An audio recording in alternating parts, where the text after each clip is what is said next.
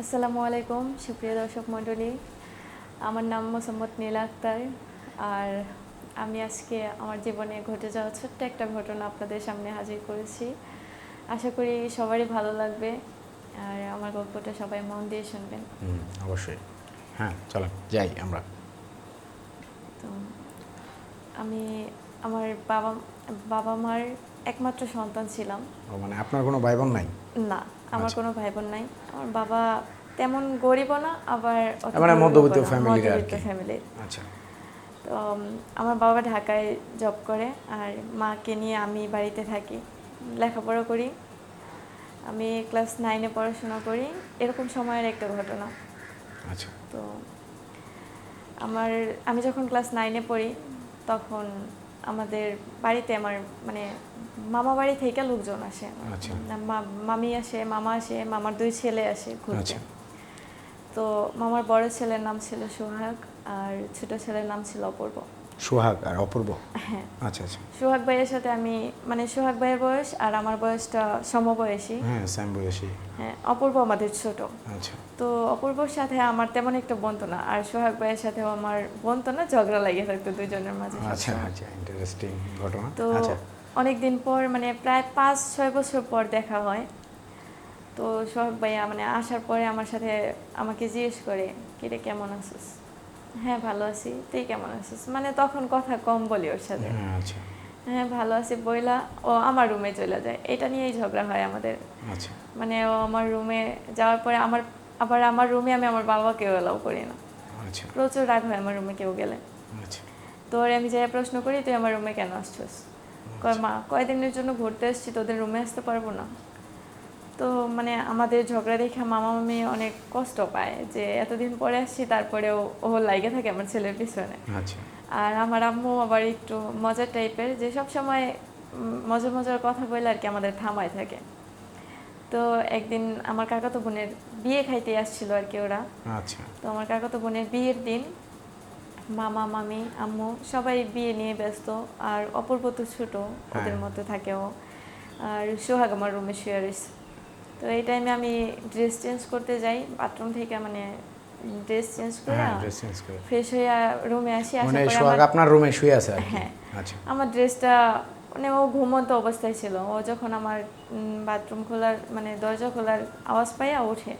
তো আমার ড্রেসটা ছিল পরনে সাদা, আর আমি দেখতে তেমন সুন্দর না হলেও ফেস কাটিংটা আমার তেমনটা খারাপ না। তো আমার দিকে মানে অবাক চোখে তাকায় থাকে। বলার পরে বলতেছে যে আজকে মানে তোর আর আমার বিয়ে হলে অনেক ভালো হতো, এরকম একটা প্রশ্ন হঠাৎ করে। হ্যাঁ, সোহাগ ভাই বলতেছে। আমি ওর একটা থাপ্পড় মারি। ওর অনেক রাগ হয় যে আমারে থাপ্পড় মারলো কেন। পরে ও আমারে মানে মানে অনেক কিছু করার চেষ্টা করে, তারপরে ও একটা কিস করছিল। তো এটা ভাই বোনের মধ্যে হয়েই থাকে অনেক সময়। এটা নিয়ে আমি আর তেমন এতটুকু কেয়ার করেন না? হ্যাঁ, কেয়ার করিনি। আচ্ছা। তো ও আমারে আমরা মানে মেয়েকে উঠাই দিয়ে আসি। বাড়িতে আসার পরে আমি আমার রুমে ঘুমাবো। এই টাইমে ও বলতেছে আমি আজকে এই রুমে ঘুমাবো, মানে আপনার সাথে ঘুমাতে চাচ্ছে আর কি? তো মামা মামি বলতেছে ভাই বোন তো ঘুমাইতেই পারে একসাথে, সমস্যা নেই।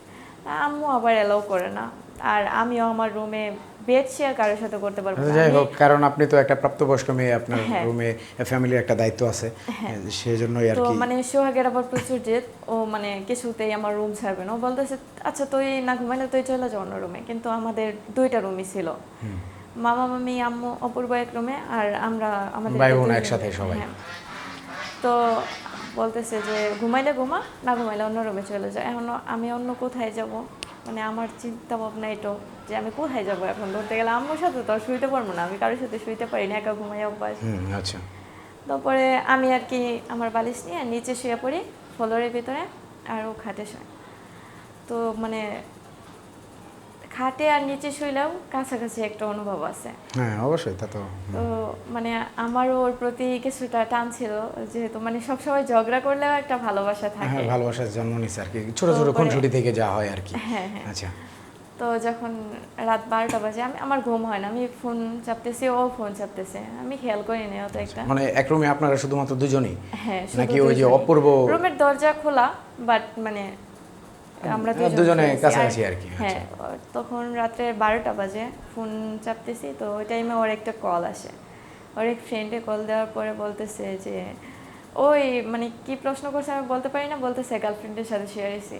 তখন আমার মানে প্রচুর রাগ হয়, আমি যাই ওরে বিছনার উপরে উঠা মানে ওরা প্রচুর মারধর করি। আচ্ছা, তো এই থেকে মানে ও আমার সাথে জোরাজুরি করে অনেক কিছু হয়ে যায়। তো আমাদের মধ্যে মানে পরে আপনি তার প্রতি ফিলিংসটা কাজ করে আর তারপর সাথে আপনার সাথে ফিজিক্যাল রিলেশনটা হয়ে যায় আর কি। হ্যাঁ, ফিজিক্যাল রিলেশন হয়।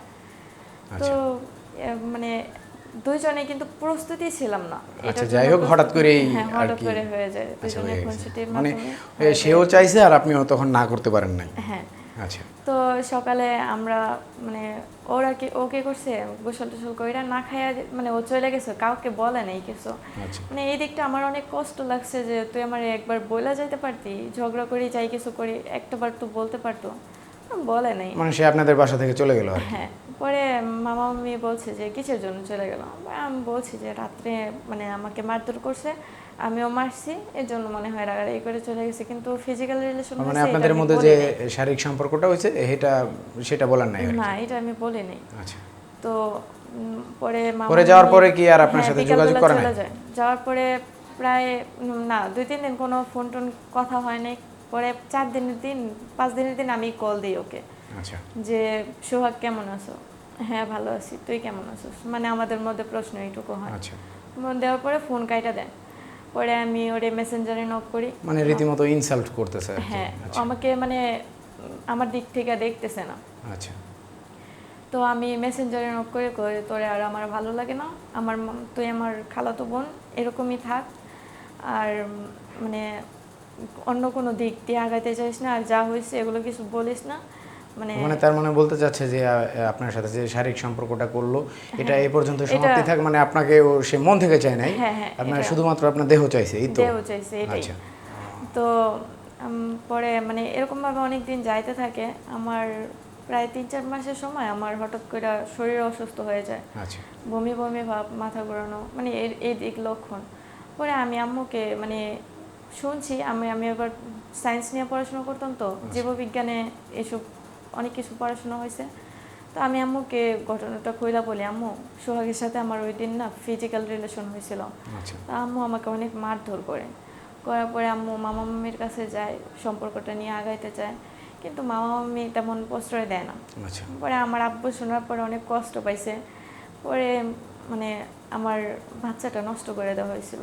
তো মানে সমাজ থেকে অনেকে অনেক কথাবার্তা বলতো, এর জন্য আমি মানে এই বিষয়টা পরে আর কি সবার সামনে জানাজানি হয়ে যায়। হ্যাঁ, পরে আমি বাড়ি থেকে রাগারাগি করে চলে আসি। এটা তো আমারই দোষ, রাগারাগি করারও কিছু নাই। চলে আসার পরে আমার মানে একটা বান্ধবীর সাথে কথা হয়, তো ও একটা গার্মেন্টস আমার জব নিয়ে দিয়েছে। মানে আপনি বোঝাতে চাচ্ছেন মানে না বুঝে না জেনে আর কি এরকম করাটা আপনার ঠিক হয় নাই? হ্যাঁ, এটা আমার ঠিক হয় নাই। আচ্ছা, যাই। তো আমি মানে আমার বান্ধবীর উদ্দেশ্যে আপনাদেরকে এই গল্পটা বলা, ওই আমাকে এইখানে নিয়ে আসছে। আচ্ছা, তো আশা করব যে মানে যত মানে আচ্ছা, যাই হোক দর্শক, ওনার বান্ধবীর অনুরোধে আমরা তাকে দেখাতে পারছি না, তার জন্য খুবই দুঃখিত। আচ্ছা, ঠিক আছে। পরে আপনি এখন একাই আছেন? হ্যাঁ, এখন আমি একাই আছি। আচ্ছা, পুরো ফ্যামিলিতে আপনি ফোন দেন না, খোঁজ নেন না? হ্যাঁ, কথা হয় মাঝে মাঝে। আচ্ছা, তার মানে এটার জন্য মানে সকল মেয়ে জাতিদের জন্য আপনার পক্ষ থেকে কি মেসেজ দিতে চান যে তারা কিভাবে চলবে? আমি বলবো যে কেউ মানে আবেগের বশে এমন কোনো কিছু করো না যাতে তোমরা সমাজ থেকে বিচ্ছিন্ন হয়ে যাও, পরিবার থেকে বিচ্ছিন্ন হয়ে যাও। হ্যাঁ, মানে আমার অনুরোধ তোমাদের কাছে যে আবেগটা তোমরা কাউকে দেখায়ও না, ওটা নিজেদের কাছে গোপন রাখার চেষ্টা করো। ধন্যবাদ। আমরা আমাদের অনুষ্ঠানের শেষ পর্যায়ে। আচ্ছা, যাই হোক দর্শক, এতক্ষণ শুনলেন আপনারা একটা হৃদয় বিদারক একটি ঘটনা। ততক্ষণ পর্যন্ত সাথে থাকুন, আমরা আগামীতে নেক্সট এপিসোড নিয়ে আসছি। ধন্যবাদ।